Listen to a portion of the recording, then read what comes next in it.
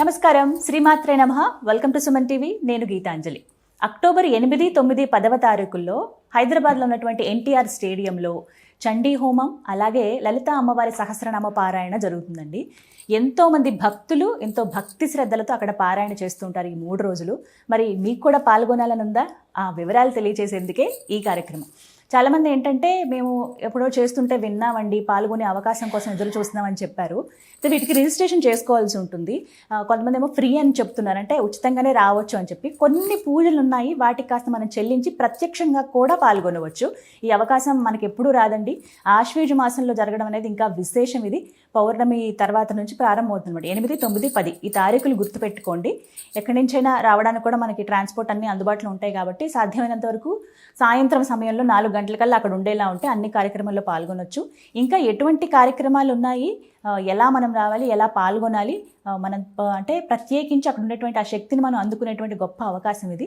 వీటి గురించి తెలుసుకుందాం. మొత్తంగా ఈ కార్యక్రమాన్ని జరిపిస్తున్న వారు శ్రీమతి వేణుశ్యామమ్మ, కామాఖ్యామృత శోధన వ్యవస్థాపకులు వారు, అలాగే అమ్మవారి ఉపాసకులు.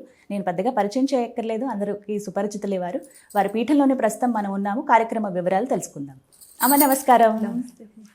మంచి కార్యక్రమం జరగబోతోంది. 8, 9, 10 ఈ 3 రోజులు. అసలు ఎందుకమ్మా ఈ కార్యక్రమం ఏర్పాటు చేశారు? ఈ కార్యక్రమం ఏర్పాటు చేయడానికి కారణం ఏమిటి అంటే, గురువుగారు, మా గురువుగారు అమృతానంద సరస్వతుల వారు అక్టోబర్ 10, 2015లో అమ్మవారిలో కలిశారు. ఇప్పుడు 10వ సంవత్సరం. అందుకని 10వ సంవత్సరం వేడుకలు బాగా జరుపుకోవాలి అన్నది ఒక ఉద్దేశం అయితే, అందులో ఏంటి అంటే గురూజీ అనుకున్నవి చెయ్యాలి అన్న తాపత్రయంలో ఇక్కడ జరుగుతున్నది ఏంటంటే, గురూజీ ఏమనేవారు ప్రతిసారి హ్యాపీ హోమ్స్ అంటే శ్రీ విద్యా ఉపాసన అంటే హ్యాపీ హోమ్ అనేవారు. ఎందుకంటే లలిత అంటేనే ఆనందం అని అర్థం. ఆ లలితని ఎవరు కొలుస్తారో వాళ్ళు ఎప్పుడూ ఆనందంగా ఉండాలి. ఆ ఇల్లులన్నీ అంటే లలితను కొలిచే ప్రతి ఇల్లు ఆనందంగా ఉండాలి.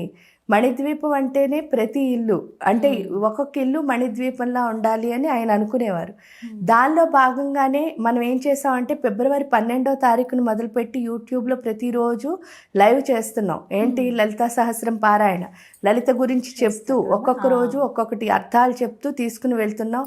ఇది ఎందుకు అంటే, లలిత ఇంటికి వస్తే, అందుకే దానికి పేరు కూడా ఇంటింటా లలితామృతం అని పెట్టాం. అంటే ప్రతి ఇంట్లోనూ లలిత అనే అమృతం ఉండాలి అన్నది. అది ఎందుకు చేస్తున్నాం అంటే, ఇక్కడ చిన్న స్వార్థం కూడా ఉంది. ఆ స్వార్థం ఏమిటి అంటే, మనం రామాయణం కానీ లేకపోతే భారతం కానీ ఏదైనా చూడండి మీరు, ఆ యుగాలు మనకు గుర్తుండిపోయాయి. నిజం చెప్తే అంటే ఆ యుగం ఎందుకు గుర్తుంది అంటే, గుర్తుండడం అంటే బతికున్నట్టే కదా లెక్క, చరిత్రలో బతికున్నట్టే కదా లెక్క. అది ఎందుకు బతికుందా అని ఒక్కసారి కూర్చుని ఆలోచిస్తే ఒకటి అనిపించింది. అదేమిటి అంటే, ఇప్పుడు దశరథ మహారాజు లేకపోతే సుమిత్ర, కైకేయి వీళ్ళందరూ చాలా గొప్పవాళ్ళు కాదని అనడానికి లేదు అసలు. అంటే వాళ్ళు చాలా గొప్పవాళ్ళు కాబట్టే గొప్పతనం. కానీ రాముడు లాంటి కొడుకు కనుక వాళ్ళకు ఉండకపోతే ఇన్ని రోజులు వాళ్ళు మనం గుర్తుపెట్టుకునే వాళ్ళమా, ఎంత గొప్పవాళ్ళైనా. అంటే ఆ కాలంలో మాత్రం గుర్తుండేవారేమో, ఆ తర్వాత వాళ్ళు మంచి వాళ్ళ కింద మనకు గుర్తుండరు. అంటే ఏంటి అంటే, మనకంటే మన నెక్స్ట్ జనరేషనే మనని బతికిస్తుంది. అంటే ఒక యుగాన్ని బతికించి అంత గొప్పతనం అక్కడ ఉంది.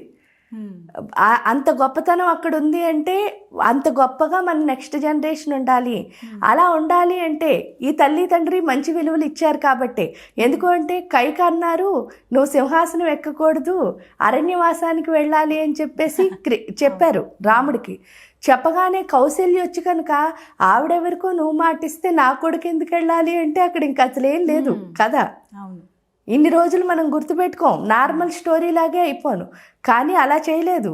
తండ్రి మాట జవదాటని కొడుకు కింద అక్కడ ఇంకో తల్లిని గౌరవించే కొడుకు కిందే ఆవిడ పెంచింది. అంటే అంత గొప్పగా పెంచారు కౌశల్య. ఆ విలువ ఎవరివ్వాలి అంటే, ఈ తల్లిదండ్రులే మళ్ళీ పిల్లలకి ఇవ్వాలి.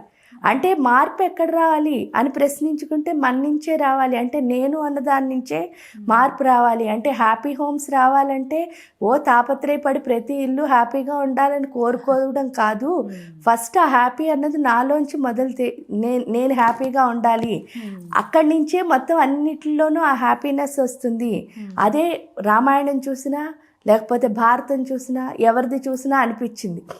అనిపించినప్పుడు అది అందరి లోపల రావాలి అంటే ఏం చేయాలి అంటే, తల్లి అన్నదాన్ని మనం తెలుసుకోవాలి. ఎందుకంటే మన అమ్మని మనం ఎలా గుర్తించాము అని ప్రశ్నించుకున్నప్పుడు మన అమ్మ ఫస్ట్ మనం ఎలా గుర్తించామంటే ఆవిడ పట్టుకోగానే, ఎందుకంటే భూమి మీదకి రాగానే ఏడుస్తాం, ఏడవగానే ఆ తల్లి ఎప్పుడైతే మనం ఆవిడ ఒళ్ళోకి తీసుకుంటుందో వెంటనే ఈ స్పర్శ నాకు రక్షణ అని తెలుసుకున్నాం. అంటే స్పర్శ ద్వారా మన తల్లిని గుర్తించాం భూమి మీదకి రాగానే. అదే విధంగా ఆ జగన్మాతను కూడా స్పర్శ ద్వారా గుర్తించి మనలో ఆ జగన్మాత తత్వాన్ని తెచ్చుకుని మనం మారి మన నెక్స్ట్ జనరేషన్ నుంచి మార్చడం ద్వారా ద్వాపర యుగం, త్రేతాయుగం ఎలా అయితే ఉన్నాయో అలా మనందరం మారితే ఆటోమేటిక్గా కలియుగం కూడా అంతే గొప్పగా గుర్తుంచుకు చరిత్రలో బతికుంటుంది. ఇప్పుడు కలిపురుషుడు అని చెప్పక్కర్లే, మనలో ఉన్న కలిపురుషుడిని తీసేస్తే అందరూ బాగుంటారు అన్న ముఖ్య ఉద్దేశంతో మొదలుపెట్టిందే ఈ లలితా సహస్రం. ఈ లలితా సహస్రం మరి అన్నీ అయిపోయిన తర్వాత గురూజీ అక్టోబర్ 10th రోజున ఆయన అమ్మవారిలో కలిసిన రోజు కాబట్టి ముందు 3 రోజులు, మొదటి రోజు ఏంటి అంటే ఎంతమంది వస్తే ఎన్టీఆర్ స్టేడియంకి అంతమందితో పూర్తిగా ఉచితమే లలితా సహస్రం పారాయణ చేసుకుని లలితాదేవి గురించి చెప్పుకుని ప్రసాదాలు తీసుకుని హ్యాపీగా వెళ్ళొచ్చు.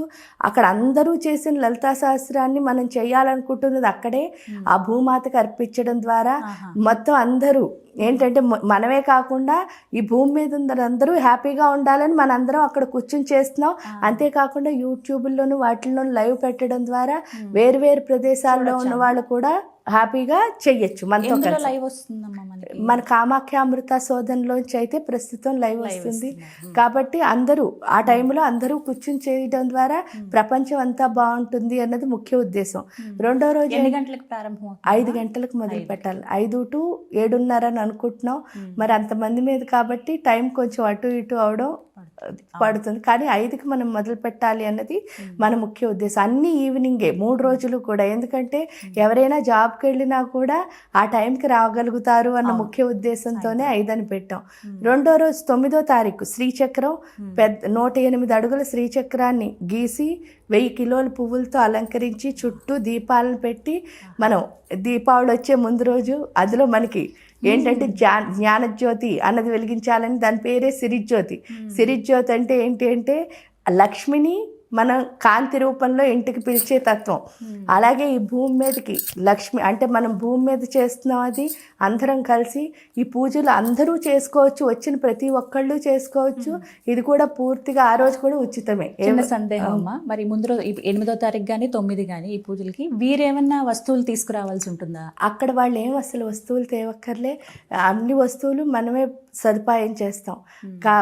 వచ్చి పారాయణ చేయడం, మళ్ళీ ఇక్కడ సిరిజ్యోతిలో ఏంటంటే జ్యోతులు వెలిగించుకోవడానికి అందరికీ అవకాశం ఇవ్వలేం కాబట్టి అక్కడ ఫస్ట్ వరుసలో ఎవరు వస్తారు అంటే ఫస్ట్ ఇన్ ఫస్ట్ అవుట్ అనమాట.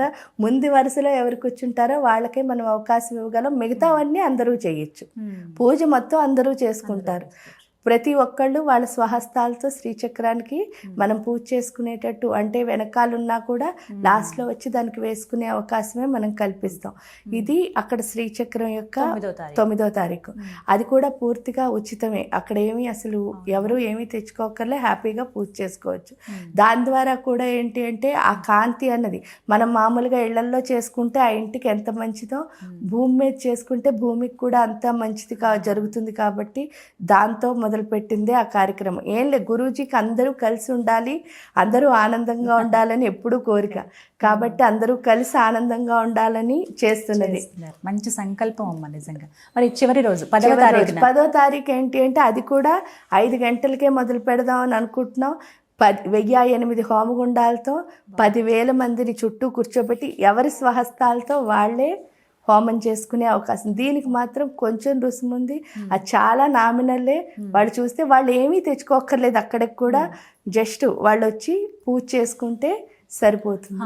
అంటే ఒక్కళ్ళగా పాల్గొనొచ్చు, దంపతులుగా పాల్గొనొచ్చు. హాయిగా ఒక్కళ్ళ కింద వచ్చి కూర్చుని చేసుకోవచ్చు.